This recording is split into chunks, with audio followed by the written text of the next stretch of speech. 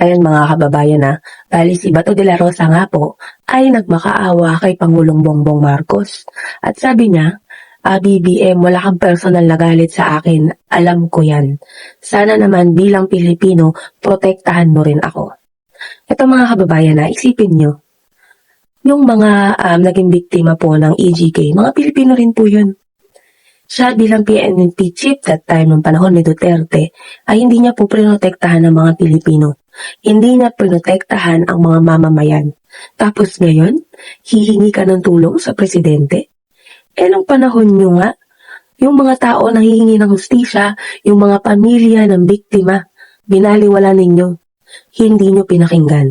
Tapos ngayon, gusto mo, pakinggan ka ng Pangulo.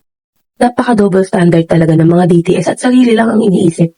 Ni wala nga kayong pakialam at tinatawan-tawanan nyo lang yung mga pamilya ng biktima. At sana ng Pilipino rin naisip nyo yan nung panahon ni Duterte bago nyo pinagpapatay ng walang kalaban-laban mga inosenteng Pilipino.